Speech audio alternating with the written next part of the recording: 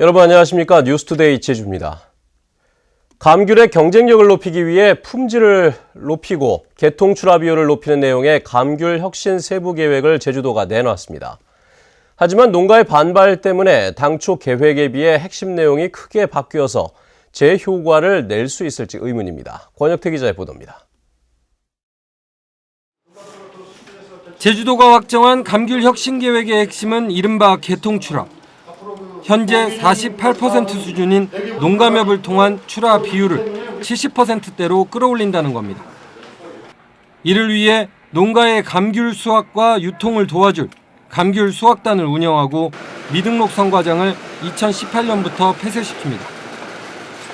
감귤 품질 향상을 유도하기 위한 감귤 생산 실명제와 당도 표시제도 도입됩니다.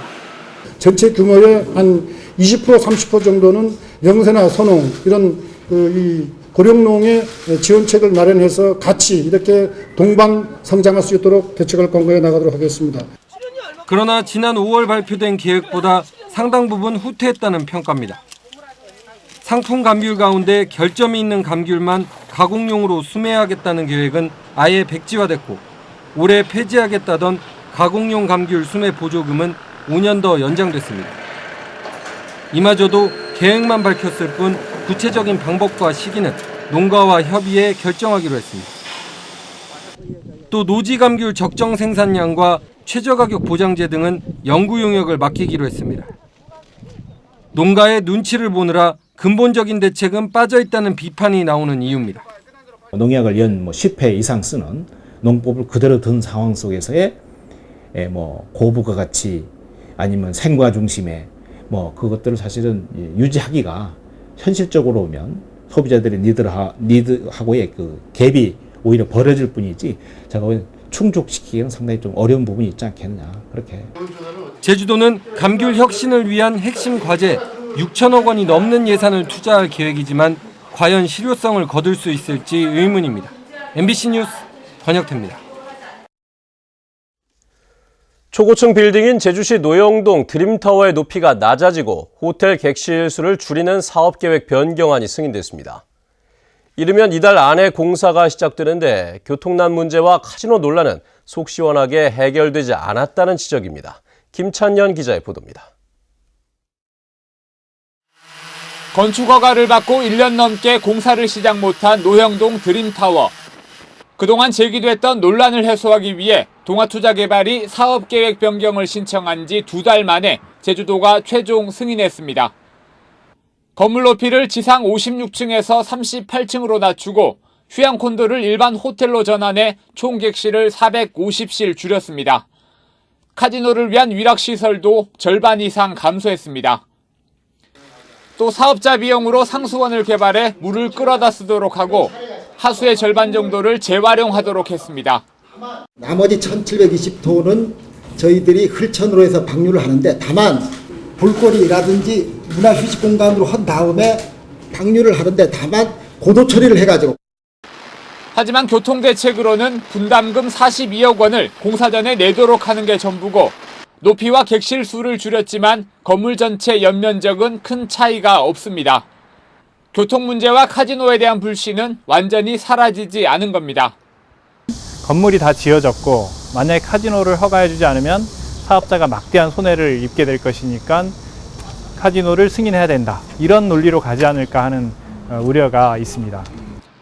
동아투자개발은 변경된 사업계획에 따라 건축허가를 다시 받은 뒤 이르면 이달 안에 공사를 시작한다는 계획입니다. MBC 뉴스 김찬년입니다. 무사증으로 제주에 입국한 관광객이 5년 사이 9배 이상 늘었습니다. 제주상공회의소가 발표한 제주경제지표에 따르면 무사증 입국 외국인은 지난해 64만 5천 명으로 5년 전인 2009년 6만 9천 명에 비해 9.3배 증가했습니다. 이 가운데 중국인은 전체 98.9%로 제주 관광의 양적 성장을 견인하는 것으로 분석했습니다. 화재가 발생했을 때 소방차가 물을 끌어다 쓸 수 있도록 도로 곳곳에 소화전이 설치가 돼 있죠. 그런데 공사업체 대표가 소화전에서 물을 몰래 뽑았었다 촉발됐습니다. 이소연 기자의 보도입니다. 모자를 쓴 한 남성이 트럭에 실린 수조에 호수로 물을 넣고 있습니다. 물을 빼내는 곳은 일반 수도가 아닌 불을 끌 때 이용하는 소화전. 하수도 공사 관련 업체를 운영하는 56살 강모 씨가 공사장 주변을 청소하기 위해 소방용수 2톤을 몰래 뽑았었다 CCTV에 덜미가 잡힌 겁니다.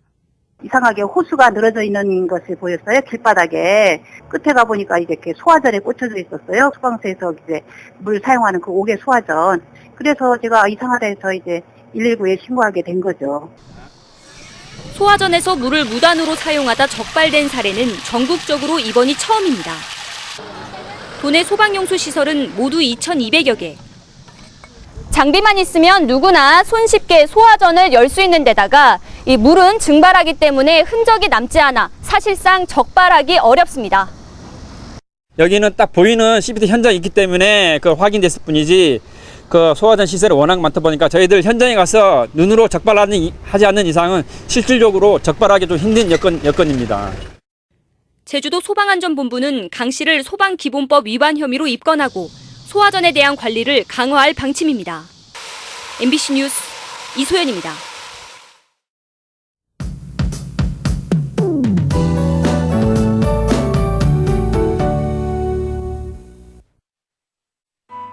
네, 밤에도 기온이 25도를 웃도는 열대야가 이어지고 있습니다. 낮에는 푹푹 찌는 폭염이 기승을 부리겠는데요. 현재 대부분 지역에 내려진 폭염특보도 계속되면서 더위에 지치지 않도록 건강관리에 유의하셔야겠습니다. 내일도 대체로 맑은 가운데 오늘과 비슷한 수준의 찜통 더위가 이어지겠습니다. 다음은 자세한 지역별 날씨입니다. 네, 오늘 아침 북부 지역의 기온 26도까지 올라 있고요. 낮 기온은 33도가 예상됩니다. 서부 지역은 예년 이맘때 수준의 더위가 이어지겠습니다. 네, 현재 남부 지역의 기온 26도 내외로 어제보다 조금 높게 출발하고 있고요. 구자의 현재 기온 25도, 성산과 표선 26도, 낮 기온은 32도 내외를 보이겠습니다. 네, 산간 지역의 기온 어제보다 약간 높은 가운데 산행하시는 분들은 강한 자외선에 잘 대비하셔야겠습니다. 섬 지역의 기온 26도 내외로 출발해서 32도까지 오르겠고요. 물결은 모든 바다에서 잔잔하게 일겠습니다.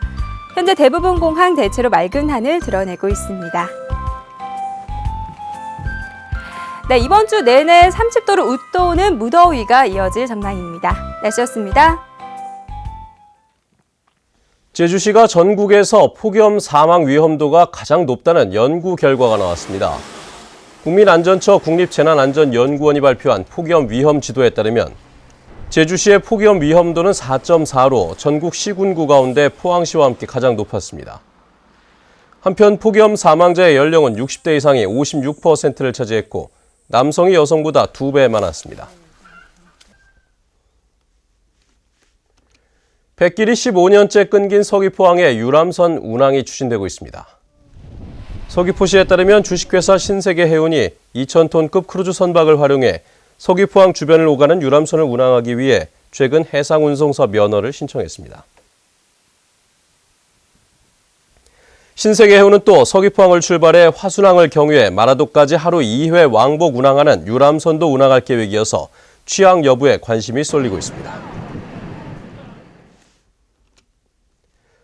메르스 여파로 크게 줄어든 중국인 관광객 유치를 위해 제주도가 서울시와 공동으로 중국 상하이에서 홍보 활동을 벌이고 있습니다. 원희룡 지사는 어제 양슝 중국 상하이 시장을 만나 상하이 시민들이 더 많이 제주도를 찾을 수 있도록 협조를 당부했습니다. 원 지사는 이어 중국 동방항공회장과 여행업계 관계자 등을 만난 데 이어 오늘 상하이 크루즈항을 방문해 크루즈 산업 활성화 방안을 논의할 계획입니다.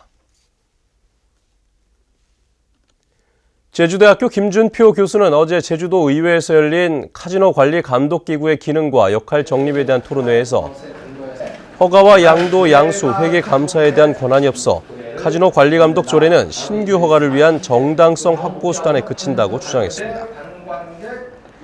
홍영철 제주참여환경연대 공동대표는 현재 6명인 감독기구의 인원으로는 카지노의 매출 누락이나 외상 거래 등을 관리 감독하는 것이 불가능하다고 강조했습니다.